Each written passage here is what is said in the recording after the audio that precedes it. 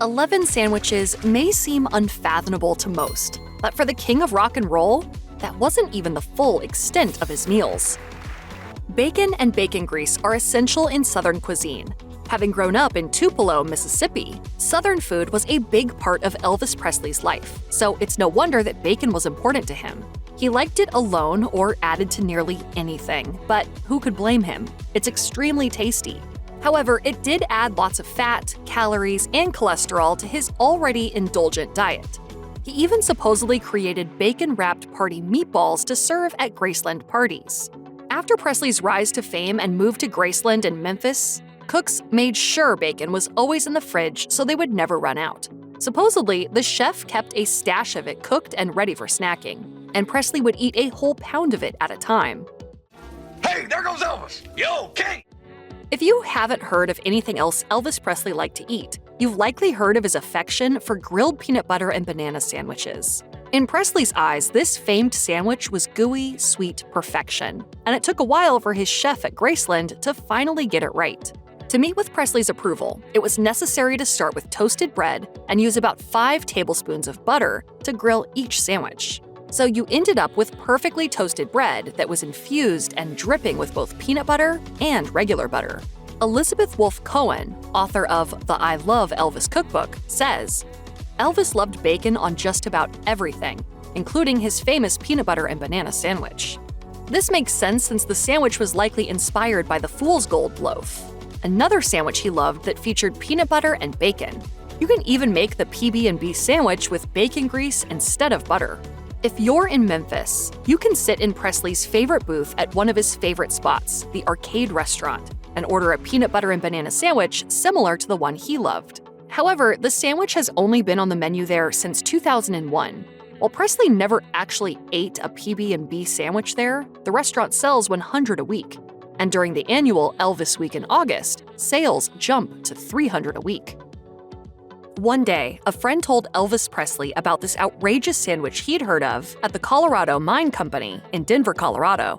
It was called a Fool's Gold loaf. So they hopped on a plane to give it a try. It was love at first bite. The official recipe starts with toasting a loaf of French white bread with 2 tablespoons of margarine slathered on the outside. Then you hollow the loaf and stuff it with a whole jar of smooth peanut butter, a jar of jelly, and a pound of crispy bacon. It's fortifying, a lot of calories. Presley enjoyed the sandwich so much that he once made a special flight to Denver in the middle of the night just to satisfy his craving. The restaurant delivered 22 of the gigantic sandwiches to his plane on the Denver runway, and then he immediately flew back to Graceland. The Colorado Mine Company closed in 1982. However, 4 years later, one of the cooks who used to make the sandwich for Presley opened up Nick's Cafe in Golden, Colorado, and started serving the sandwich there. The version at Nick's Cafe thankfully looked more like an ordinary sandwich than the behemoth loaf Presley originally ordered.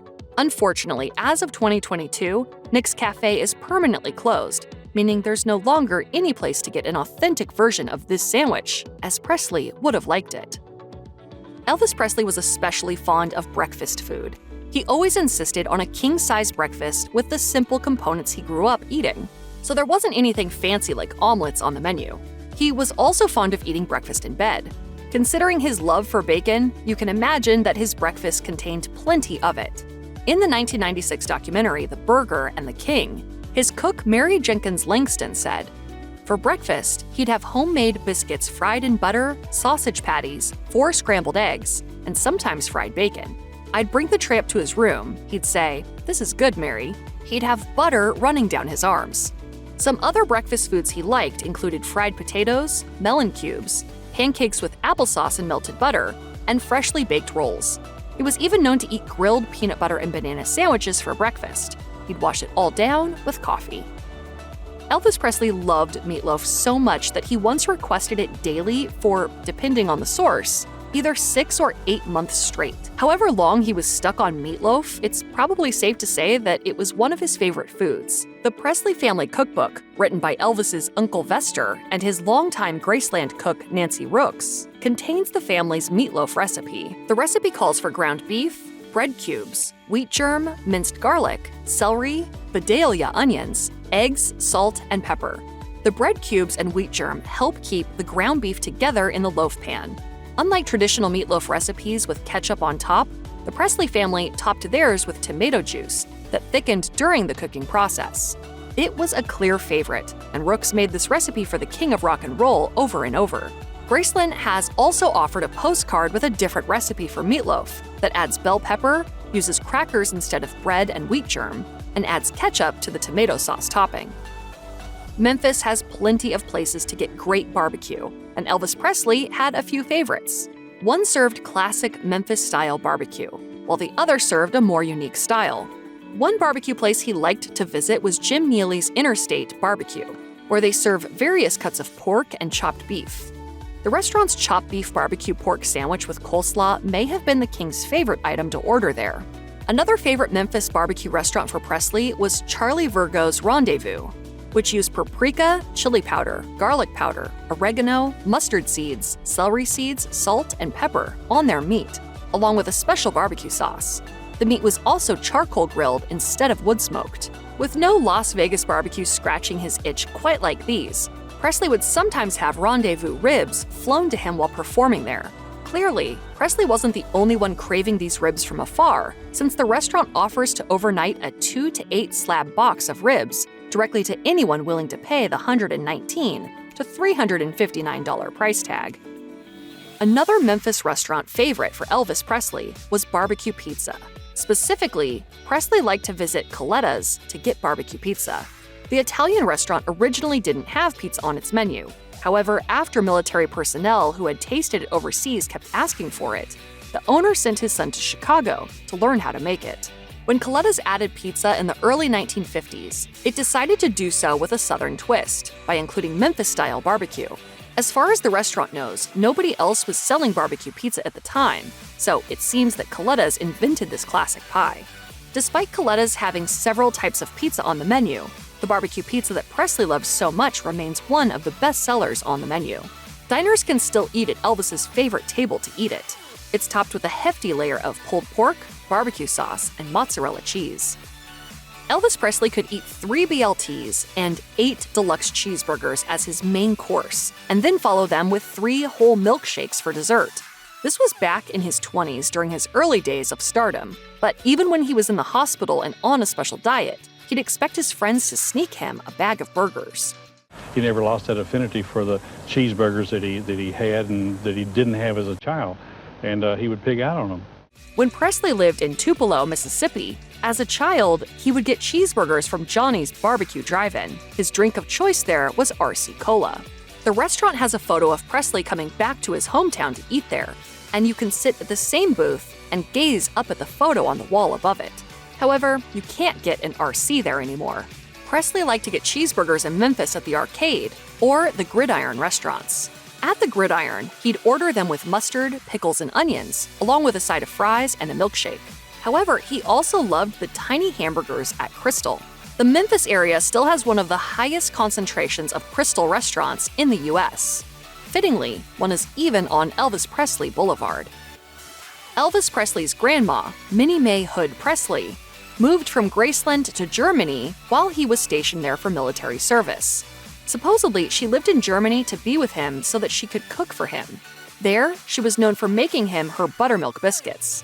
While they contained buttermilk, self-rising flour, Crisco shortening, and baking soda like ordinary biscuits, they also relied on yeast and lots of sugar to give them their amazing flavor.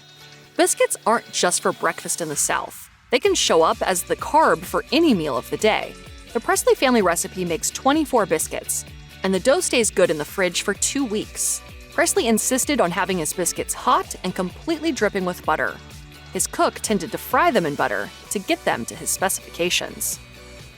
After seeing all the meats and fast food items Elvis Presley loved, you may have wondered if he ever ate any vegetables. It wasn't uncommon in the area where he grew up to eat only vegetables from the garden when money was short and cupboards were low on ingredients. One such meal was simply a plate of greens and cornbread. Turnip greens and collard greens were part of his childhood diet and stayed on the menu when he moved to Graceland. In fact, he often requested collard greens daily from his cooks at Graceland. Presley's cook would wash the greens to remove any debris and then put them in a pot to cook for at least an hour. It was common to add smoked hog jowl to the greens, along with salt and pepper. Sugar helped cut the bitterness. If you're not familiar with hog jowl, it's a highly marbled piece of meat that comes from a pig's cheek and is used like bacon. It helps add a smoky, meaty flavor to the greens while cooking. Cornbread is just as important in the South as biscuits, and Elvis Presley loved it. It shows up at various meals, but is an especially popular accompaniment to greens. Not every Southerner eats sweet cornbread, but Presley's favorite cornbread recipe is a sweet one. His cook made one for him that she cooked on top of the stove in a hot skillet until it turned golden brown and perfect. It contained not just cornmeal but also flour, baking powder, oil, eggs, buttermilk, and sugar. Presley didn't just use cornbread to sop the liquidy pot liquor from his greens. He had a habit of filling a bowl with cold buttermilk and breaking up pieces of warm cornbread into it, creating a sort of tangy cereal. Presley didn't come up with this buttermilk and cornbread flavor combination on his own, though, as it's popular in some areas of the South. Sauerkraut was on the shelves at all times at Graceland.